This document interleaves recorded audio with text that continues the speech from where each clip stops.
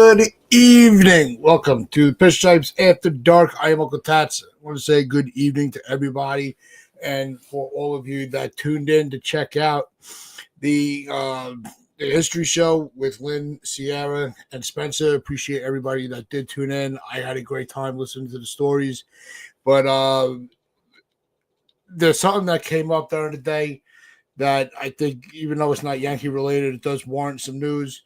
And that is Profar did get popped for an illegal substance and will face an 80-game suspension. It's at this stage, why are they trying? It's like, how you know you're not going to get away with it. So it's the way they're testing these guys. It's ridiculous. It really is. It's nonsense. Just put the work in and just handle your business. Right? Profar was not that bad of a player, and then all of a sudden he has this monster year. He gets a contract, and now the Braves are stuck footing the bill for a play. I think. Does he still get paid if he's on the suspension? I don't think they do. Well, they shouldn't have to get paid. They should lose that money. I mean, that's serious. I think if you get popped for steroids or some type of enhancing situation, I think that you should also lose your salary at the same during your suspension. That's just me. Oh yeah, no pay for suspension. I thought that was the case. I hadn't heard that brought up, so I was a little. I didn't want to speak out my ass a little bit like I normally do, but yeah, Brad. No pay for suspension. With that, let's just give a quick roll call to everybody hanging out with us this morning. Jeez, you talk about being in a routine.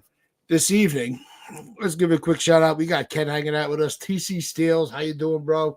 How's your dad doing? I miss your dad. I miss chatting with him with baseball. Jonathan, how's everything going? Sean Browning, Donnie Clark, Ken. We got Demon D. What's going on, Demon? And I think I got to everybody that is here at the moment. So as they come in, we'll give them their hellos. But it's really just a sad situation because Profar. It's not like he's trying to make a name for himself. He's already been in the league for a while. Like it's not a new player trying to make a mark. Sometimes that you're like you're trying to just get that little bit of edge, like they were saying. If you're not cheating, you're not trying. But I mean, come on, be smart about it. You really have to be smart about it. You can't be doing that stuff, especially this day and age. You will get caught. You will get caught. And there's something else that happened over the weekend that people were saying was cheating, but it wasn't. And that's the issue with the elephant in the room. And that's the torpedo bat nonsense. It's such bullshit. It really is. It's nonsensical. Every team is doing it. And you look at, yeah, please tell them I said hi, TC. Seriously.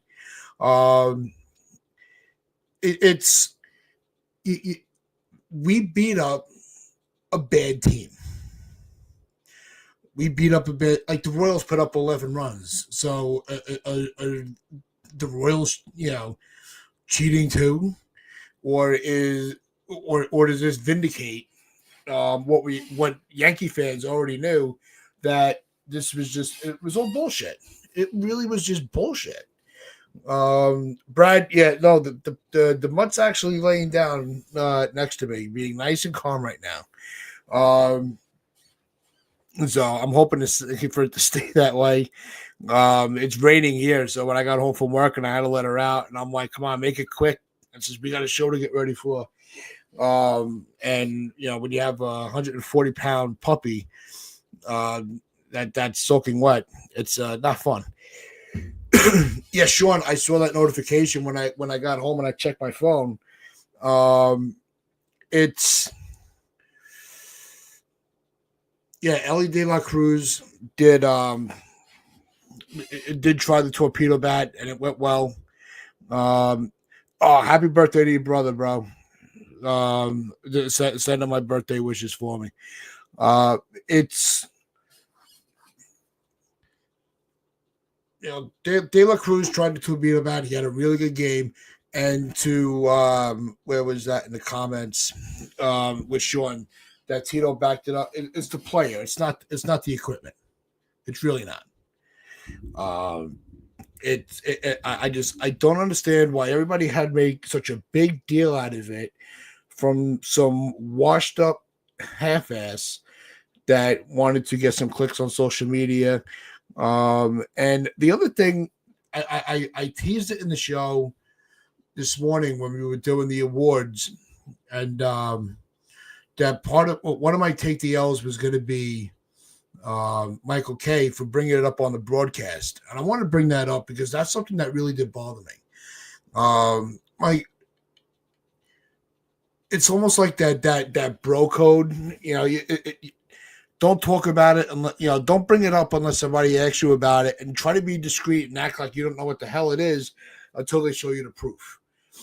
So Michael K bringing it up in the broadcast, I thought was just it's so unnecessary. Sometimes it's better to just say nothing because it really threw shade on a team that had look at the change of the history of the events. We saw it. We make a trade for a generational talent. We have a phenomenal season last year. We get to the World Series, right? That player goes and signs with a rival, crosstown rival. We don't have to really worry about them except for 4 games during the season. So unless we meet in the World Series, he's not, it's not something that we have to live in fear with. It's not like he went to Boston where now we have to face this guy X amount of times, right? We're all bummed out all off season going, all right, what are they going to do? What are they going to do? What are they going to do? 6 games. All right, Jonathan, my statistician is on top of everything. We come out of the gate. We have a phenomenal game. Game 1, we take care of business. We sweep the series. It's just an offensive onslaught against a team that has probably one of the worst pitching staffs in the league. So, I mean, I think the only other team that may suffer that type of series would be the A's. And I could almost guarantee you won't get a pitch like that from Sevy, because Sevy actually knows how to pitch. He's stuck where he is, but he got his money, he got his payday. No shame on Severino whatsoever. I wish him success. I do. He did nothing wrong. It's just one of these. We just wanted to feel good, So yeah, we were pumping our chests out a little bit and flexing as fans. That's what we do. If they get swept the next series, then we're gonna be like, like the world is fucking crumbling down. That's just the nature of being a sports fan. And you're right, Sean. Looseling sink ships. It's like Mike, hey, you just shut your mouth. It's almost to the point where I've never been a fan of his, but I respect his years in the business, but I'm like, I don't understand why he had to bring it up, because until then, I didn't even notice it. I don't think anybody really noticed it until he did bring it up. What is everybody crying about the bats, Donnie? Because, exactly. Come on. You still have to hit the ball. All right. Are we reading off the same script here, Donnie, or what? But I want to bring up this question from TC, because we really didn't get into Dominguez this morning. We were just still real riding on the high of it. Yeah, real talk, Demon. Serious. Are you concerned about Dominguez in left field and the rest of the defense? No, I'm really not. I think Dominguez is going to figure it out. There's still a little bit of a learning curve. I'm not really worried about it. As far as the infield defense, I'm just chalking that up as it was. You had Reyes on the field who really maybe should not have been there.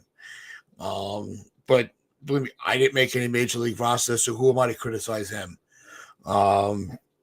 So with that being said, I think that the issues with the defense in the infield it was just a bad day for them. And that's really all I'm thinking. Just like an ace that gets lit up. You're gonna have games where just it's not clicking. So if I think because they have to, we saw it. We saw the defense cleaned up in the spring because now that the games count, it's a little amplified. I don't think TC. I don't think you're talking out of your ass. I think you have a valid point. Because it's like PTSD. This was something that we kept saying is, the moves they made really eliminated a lot of the concerns and worries about the defense. And game 2, it reared its ugly head again. And thankfully we had the 20-run game. And so it almost became a non-issue, but TC, you're right. It's something that even though it didn't come really fully into the outcome of the game, where we lost the game because of the defense, it is something that is justifiable to bring up. So I can't criticize you there.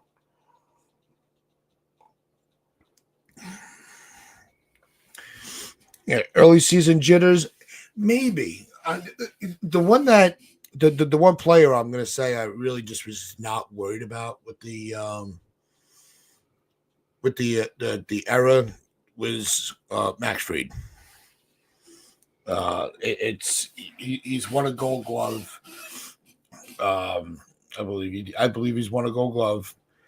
So I'm not worried about his defense. I think it was just the infield was just having an off day. That's it. It might be another month and a half, hopefully not at all, before we see the defense really implode like that. It was just really bizarre to see after the offseason praise of the defense itself. And we had a couple more people shuffling in, and we're always grateful to have everybody hanging out, family getting together. We got Dev Finch. What's going on, Dev? And of course, we got NFE from the Strike Zone. Make sure you go and you check out Strike Zone's channel and also Ken's channel. If you guys are in the, just throw the channel links in the chat. It's something that we do encourage other channels that hang out with us to kind of spread the love a little bit. This way, everybody here should be already subscribed. This is a very very tight family, but anybody that might be watching after the fact that's not subscribed, that's not going to see the chat, let them get a glimpse of the channel in case anybody new strolls into the family. But I think the defense, I think it was just a fluke. I really do. I really would be surprised if this becomes an issue or an ongoing issue. I'll word it that way. Hit those likes, subscribe, join the chats. There's a lot of freaking. We have a lot of shows. Like I said earlier, we had the new show debut at 8:00 this evening with Lynn, Sierra, and Spencer. And what a discussion it was as they went back to the 95 season, talking about how everything transpired into the dynasty. And of course, the highlighted player of the show was David Cone. So as you can see here's where you can find the Strike Zone. So make sure you check out that link. And also for Ken, Yankees, The Ugly Truth, 2 phenomenal channels. So make sure you go and sub up to them. So What do we think about Judge? You think you think he's ready to have a back-to-back MVP season, or is this just because we've I don't know if he's ever really had this kind of. I don't want to say he's not a motivated player, but he's just got a different swagger about him. It really I don't know if it's that energy. Is anybody that's a parent when you're now a father or a mother, um, your your focus and your drive to be successful and kind of set an example for your children, it's a different energy. Um, so I had asked the question in the our prediction show, the over under on Judge for 45 home runs. Um, I think I'm still saying it's the over. I said 47. I think I might have lowballed him. I really do. But it also depends on how the teams approach him going forward. If he's going to be on, as Sean says, on this revenge tour, Triple Crown, 47 homers, um, 74 homers. I don't know. I want to get all hyped up about that, but I think, but before his career is over, I could definitely see Judge winning a Triple Crown. Uh, and I don't see anybody in the American League right now that can really challenge him for MVP. There's still a long season to go, but he looks ready to not have anybody on his level.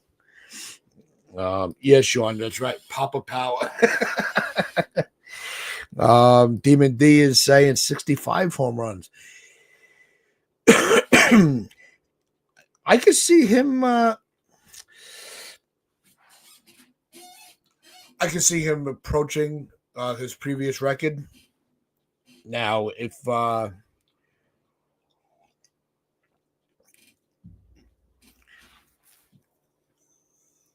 it all depends, like I was saying, it all depends on the protection of the lineup. If they keep Jazz hitting behind him, and Jazz just has one of these amazing seasons, like Rob has predicted, he said that Jazz is just going to have that career year where he's going to be a 30-30 player blindfolded. And I think Rob is really onto something with Jazz Chisholm with a full year as a Yankee. It's good. It's just going to feel different. Forget the home run. I want him to get a ring. Absolutely. I think that's what we all want. My biggest fear with Judge is that I don't want him to be this generation's Don Mattingly, and not so much like for the injury, but just that generational player for us. Like me as a kid, I idolized Don Mattingly, and I know that a lot of kids that idolize Aaron Judge. I don't want him to be that next idol that just goes without the ring. I once in my lifetime is enough. I don't want to see it again. So the Yankees better handle business. There was another comment I saw. I wanted to pull it up before I gave an opinion on it. Oh, Donnie. The lineup is great. I think the lineup is flowing because if you see, there's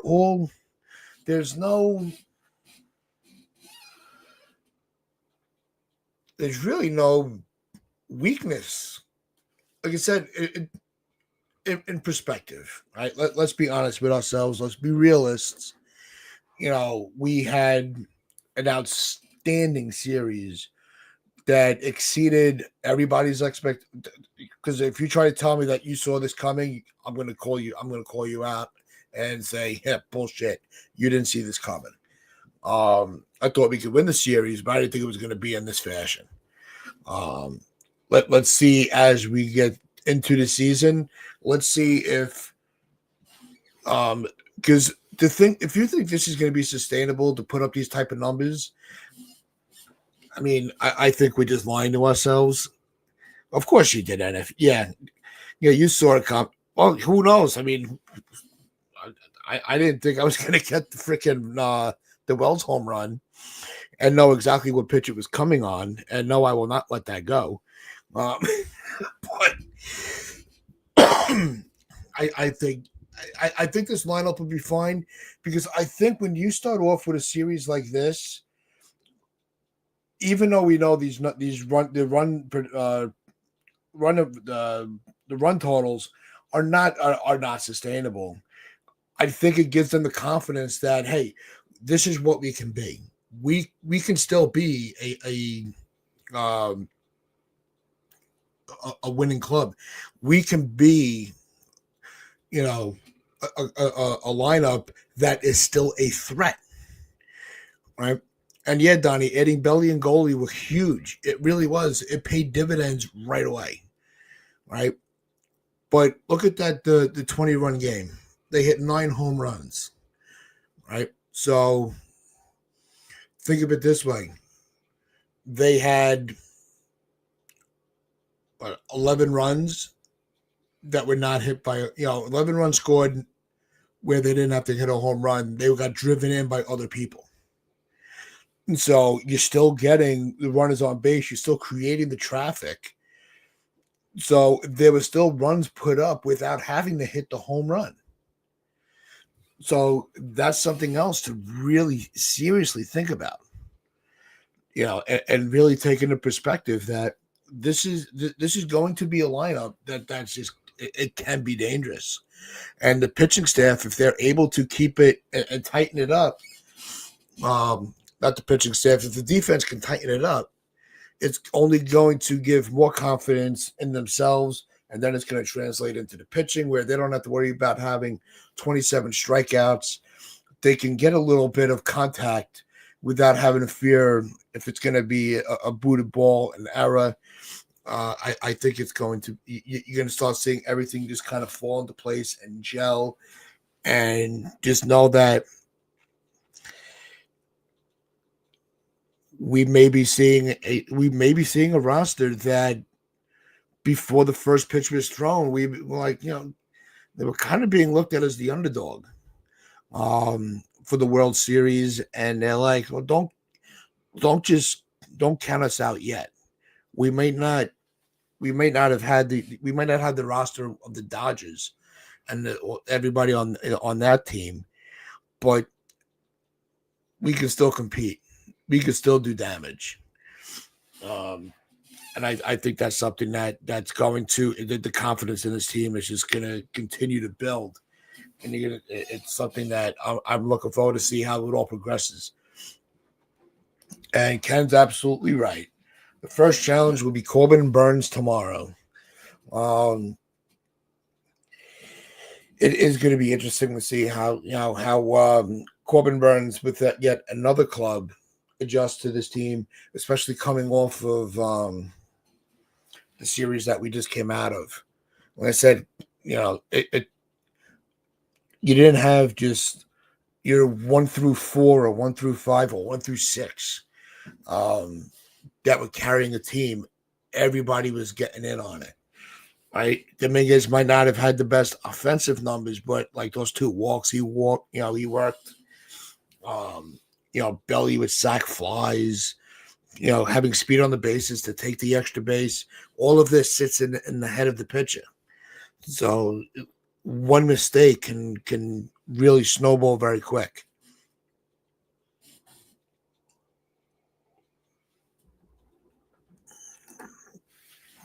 And so, this is really a good point. We don't have 8 billionaires like the Dodgers. We have 1 Hall of Fame Steinbrenner and a minority owner. So it's, and I've used this term. The Yankees, they're still the dog in the yard. They just might not be the biggest right now. But the Yankees can still hurt you really bad. Need Hal to step up and be a big boy next year. Sign Tucker. Look, Hal gets a lot of heat for the contracts he gives out, or like we missed out. We only missed out on one player that uh, that the Yankees really set out to get. So I don't want to treat this. I don't want that to get stuck in everybody's mind that the Yankees, they're not going to be able to sign anybody anymore. Um, you talk about an anomaly of a player in Soto. He was going to go wherever the money was. Like Spencer said on the show this morning as our guest, was it didn't matter. Hal could have offered him 900, and Cohen was going to go higher.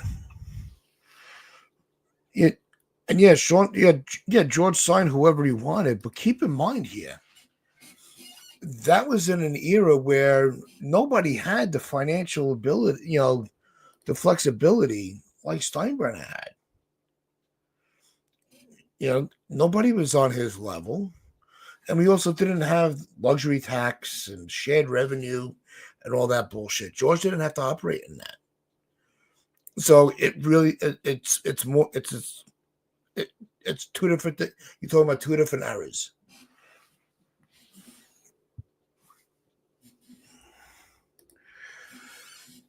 Ken saying we don't need Tucker. He would block Jones. Tucker's projected contract is $600 million.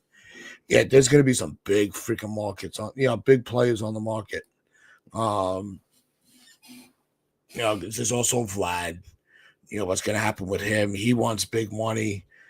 I think the more these players, right? Ohtani deserved every penny, and the creativity of the Dodgers for that contract. As much as I rag on Ohtani and everybody, being infatuated with him.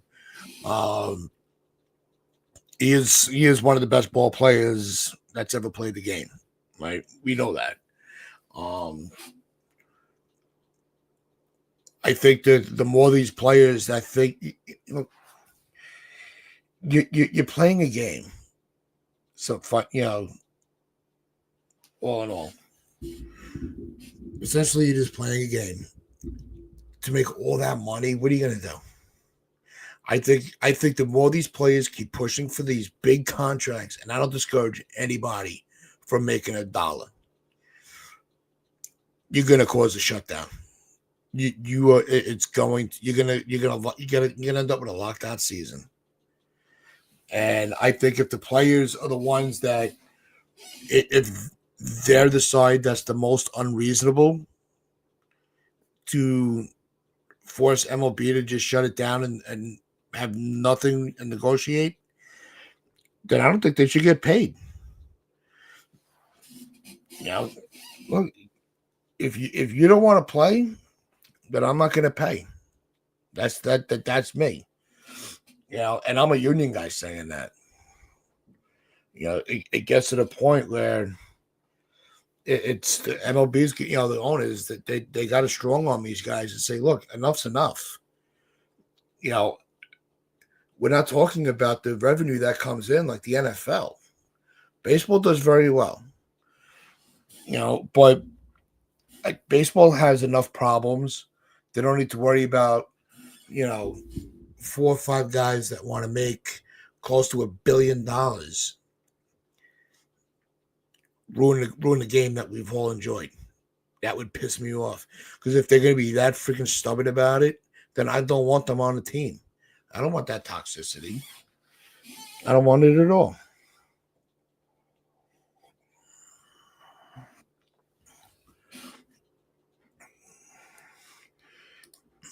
Yeah, the Yankees are financing the stadium. We know that. It's well, everything is a business. When you like sometimes if I'm talking with one of my union reps about things that we're looking for in the next contract, right? Right. This is what we want.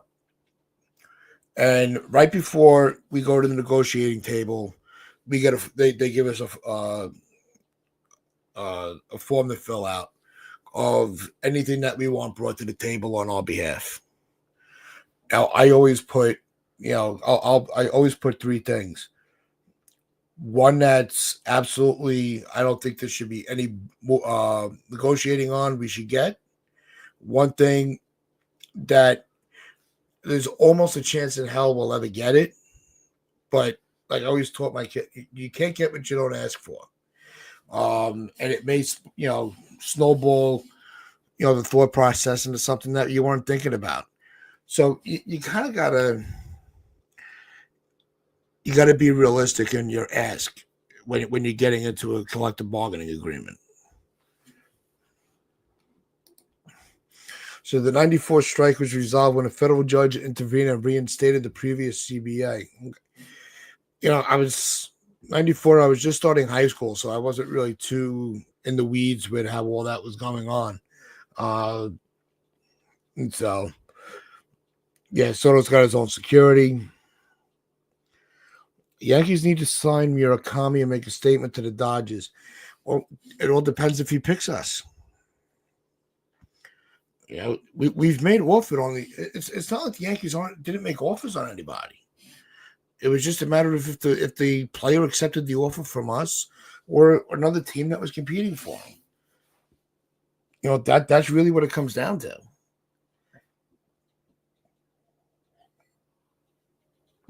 But the other thing I wanted to bring up with you guys is Jacob Petruzzi. What's going on, Jacob? Good to see you hanging out with us. I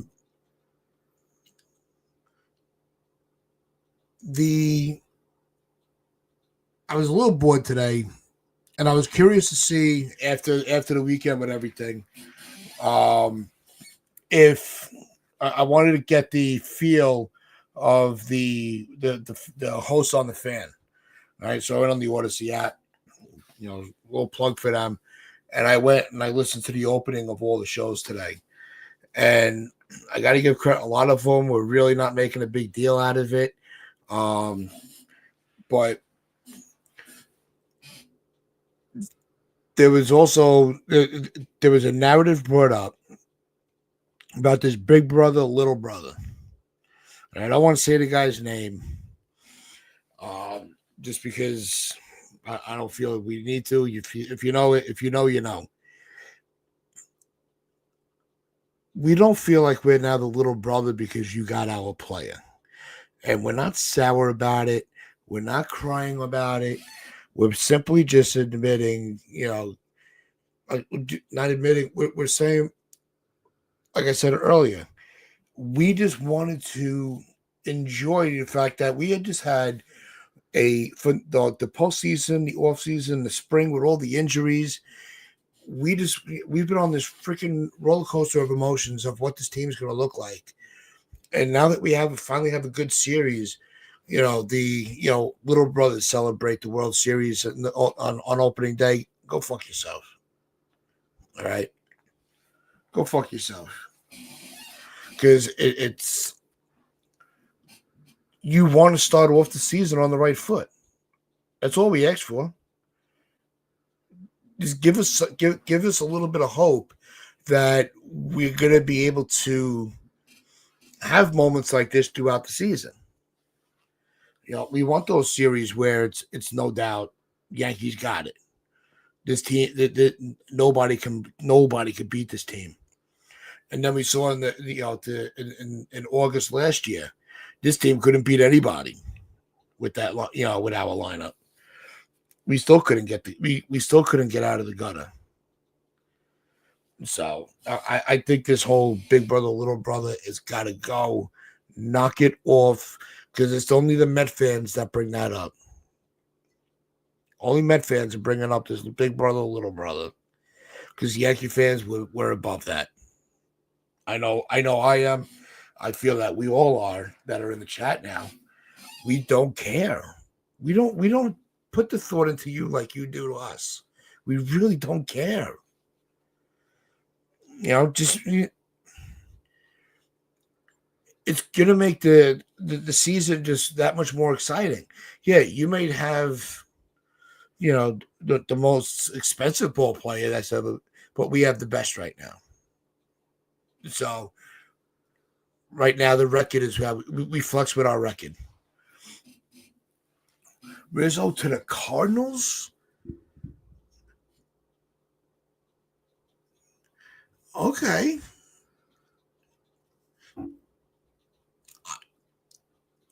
I hope he does it. I hope he gets a contract somewhere. I hope he plays well. He deserves it. He deserves the chance to redeem himself. And I think we're all in agreement that if he was going to revive his career, it couldn't be with us. But just like a couple of other players, I mentioned Sevy earlier, there's no ill will towards Anthony Rizzo. I hope he does get a contract and puts together a respectable season. And Sean, you're right. Judge is not a guy you want to mess with. Not at all. Yeah, the strike was about the cap, Ken. Okay. But we're just trying to enjoy what we just watched. I think that's what if you sign all the stars and you lose 100? Oh, could you imagine? Oh, that was the other thing that I heard on the question brought up on the radio was it wasn't with it was with Susan and Dave Sims. Could you imagine if they were questioning if the White Sox could have another 100-loss season, and have that in back-to-back years, because that's never happened before. And the White Sox might be that team. They are that bad. They are. But, I mean, from what we saw, Milwaukee's going to give them a run for their money. For the worst team, they're probably going to have the highest team ERA. They already. I mean, how do you negate what you've done in the first 4 games if you're Milwaukee?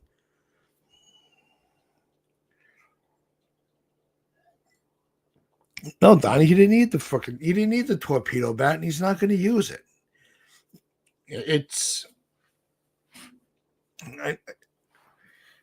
They were so quick to say it was Judge when Judge wasn't even using the fucking bat. That's what made the whole situation so laughable. No, Donnie, their pitching hasn't been good. Not that it wasn't good. It isn't good.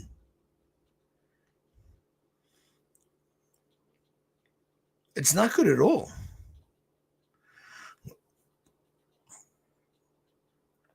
Jonathan, the Braves are in trouble.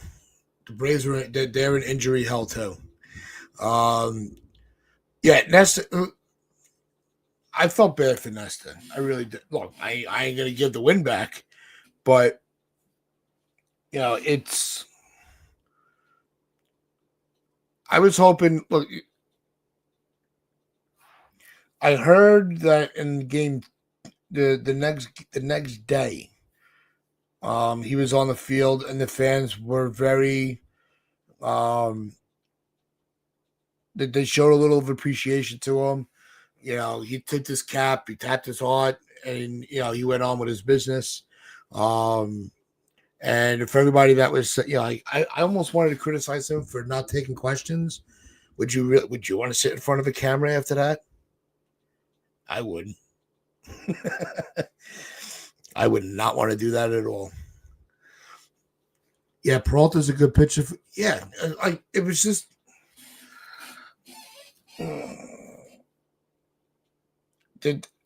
I don't think their pitching staff is clicking.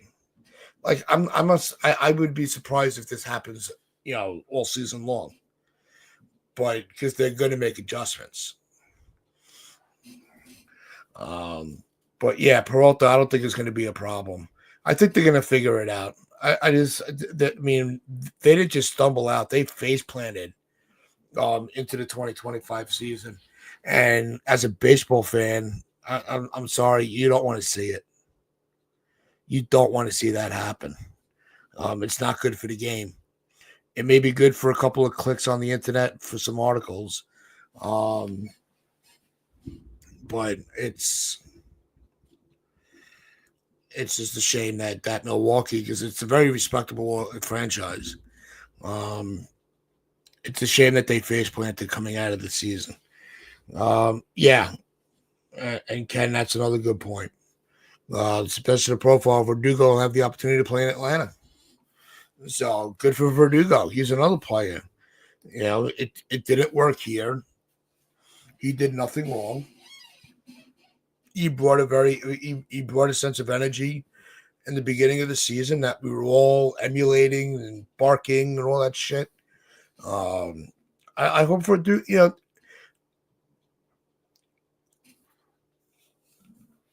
I think the only player that I was really done with at the end that I just said I just don't wish him success anywhere was Burnett. And that was right after he was getting taken out of the game and he ripped his jersey off. After that, I was done with him. Anybody else? Well, go somewhere else, have a good career, sayonara. But Burnett was the one when he ripped that jersey off. I'm like, I don't ever want to see him ever again. And that was after really giving him a lot of credit for the World Series, pitching with Sabathia and Pettit, because we went with a 3-man rotation. Kevin Brown, that's another good one. Yeah, what's going on, Nick? Brewers have been overachieving for years based on talent. Maybe this year they come down to earth. Well, Nick, I don't know if you caught what I said before. They didn't just they didn't come down to earth. They face planted out of the gate. And I'm sorry, as a baseball fan, and you hate I hate seeing it. I think every fan base should feel like they have a shot coming into a season. I don't think the Brewers are feeling that way right now. Pavano couldn't stay healthy. Yeah, but he didn't antagonize the fan base. Like he didn't. Like I stick with Burnett just because. Ripping the jersey off, coming off the mound, like that image, I can't get out of my head. So that's why he stands out. Yeah, of course, Pavano was a bust. The Yankees have had tons of them. Everybody, not every player that comes here, and there are players that we beg for to come for the Yankees to go get. Well. Yeah, but the issue with the jersey was after the World Series. It was the next season when he just completely fell apart. But no, Donnie, I was just saying, AJ was a key part. He was a key player to win the World Series. Because it's not like he had the best numbers, but when the spotlight was on for the World Series, AJ was a really good pitcher. Chad Curtis, now the names are coming out. But I'm going to wrap things up and do hope that everybody does have CC as well. Yeah. No, we all know the roster.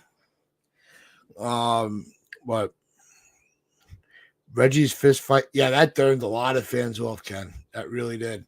But I am going to cut things off. Do hope everybody did enjoy hanging out for a little bit tonight. And just remember to hit that like button, hit that sub button, and share this out. We'll be back. You'll see me with the boys Wednesday morning. And if you have not seen it already, just make sure you go and you tune in to the new show that broadcasted tonight. History and Heroes debuted earlier with Lynn, Sierra, and Spencer. So make sure you check that out. It was a really, really good discussion. And it's a show that I really am going to look forward to going forward. So, again, salute everybody. And like I always say, wear those pinstripes of pride, play hard.